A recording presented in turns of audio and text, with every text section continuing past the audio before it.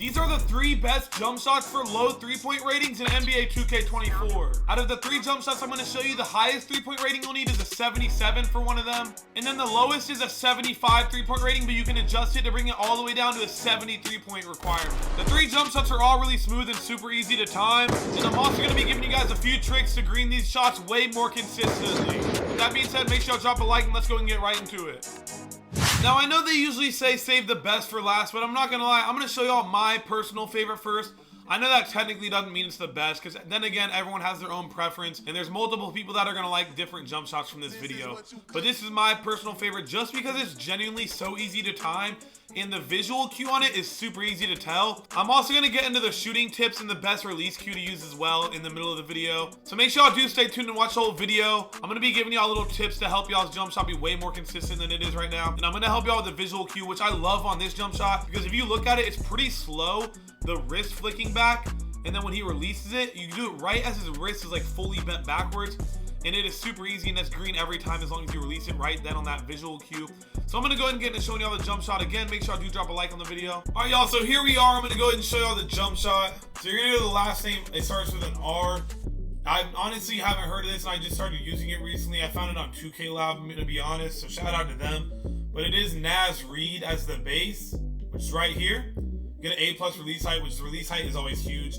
I think that's why I was telling y'all the visual cue is so great. I think it's genuinely just because the release height is so perfect. And because it's not a slow bass necessarily, but it's really smooth. That's the word to describe this bass.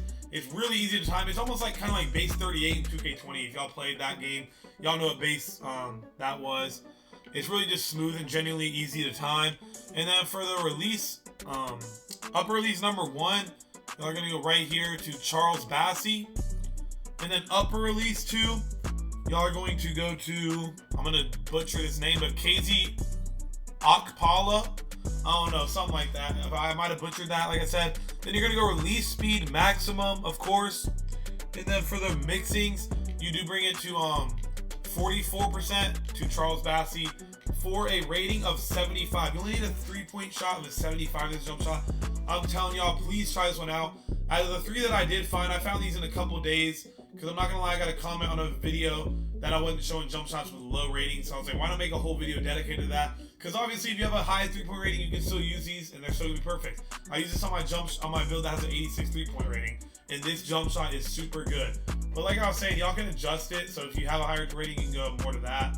But if you do need to go a little lower, you can bring it all the way down to 71. I bring it to a 44. So I have it to 44, Charles Bassey for 75. Like I said, you can bring it down if you have a lower 3-point rating than that. But this is a really good jump shot. I do highly recommend y'all try this one out. Now, this next jump shot I'm going to show y'all actually has a bass that was really popular in the older 2Ks. And it actually kind of has made a comeback recently after this first patch that 2K dropped. It is a Dante Exum bass. If y'all do know about that, y'all used to play 2K back in the day, then it used to be a really popular jump shot. And it actually is really good, and I've actually found it really easy to time. It's a really smooth bass. So I'm going to go ahead and show y'all that bass jump shot and with the upper releases you use to mix with it. Alright, so as I was telling y'all, Dante Exum is the bass. Very great bass. I highly recommend y'all do try this out on your tall guards. This one is very good, and I put it as upper release too because I'm an idiot. Dante Exum is the bass. Very smooth, like I was saying. It really is super easy to time and helps the jump shot out a whole lot. Then for upper release 1, we're actually going to use a really, this dude used to be a legend. I'm not going to lie. Cleveland Cavaliers legend right here. I don't care what anyone says. Y'all are probably saying like Kevin Love or something. No, it's Kyle Korver though. I ain't gonna lie. Hold up. I suck at finding names. Kyle Korver right here for upper release 1. Very good release. Has a really high green window. And then we're going to go back to what I just showed y'all. We're going to go to Charles Bassey again. A really good release as well. And then we're going to actually bring it to 61 to Kyle. And 39 to Charles Bassey. So you need a 77 3-point rating. As I was saying, y'all can always adjust it to the 3-point rating you need, like I was saying. But I went 61, 39. So there's that jump shot. Now, before we do get into the last jump shot, no, I'm not doing a promo. I'm not about to say, all right, sign up for Prize Picks. No, I'm about to just tell you all some of the tips I was saying and what settings I use for shooting. So for here, go to controller settings right here. Vibration off. It helped me so much. I used to think vibration on was comp, like in 2K20, like because I would use it when I had jump shot meter off. I used to think it helped, but it actually doesn't. It makes it way less smooth, and it honestly messed me up and like, I don't know, I'll just mistime it a lot. And then For the shot timing visual cue, make sure you have push. Now, I know this is all personal preference, so it's not like y'all are just going to turn on push and automatically turn into a demon. But I personally am telling you, I've tried every single one of these. I haven't tried release. I've tried jump. I tried set point. They were all fast and good. I honestly loved set point for a while, especially when I was playing small guard. And then I was just breaking like crazy on my taller guards, and even sometimes on small guard. And someone told me to use push, and I started using push. And the best thing about this visual cue is I didn't realize this in the beginning either. Each one of these visual cues is like a different thing you're gonna look at in the jump shot. So I don't know exactly what they are, but I'm assuming jump is more something to looking at your feet, and same with set point. But push is more of your hands, which is super easy to look at. Y'all know in 2K20 we all used to look at our hands for our jump shots using base 38 and all that. Y'all know what I'm talking about. It's so easy to look at when your wrist is flicking back and knowing right when to release, which is really good for the first jump shot I was showing y'all on all these jump shots in general, and just shooting it at all in 2K. So I'm telling y'all, I highly recommend y'all use push. Maybe y'all aren't going to be used to it at first, but once y'all get used to this, I promise y'all will be way more consistent with push than y'all will be with any other shot timing visual cue. Look at the hands. I'm telling y'all, equip one of these jump shots, find which one you like the best. Look at your hands, go to your Gatorade facility, look at the hands and shoot. Y'all are going to get the timing down literally looking at that. Try that, trust me, y'all will thank me later. And then obviously make sure you have your jump shot meter off. If you have your jump shot meter on in 2024, then you need to start playing Madden or wait for GTA 6 to come out, bro. Because you literally get a 20% green window boost if you have your jump shot meter off.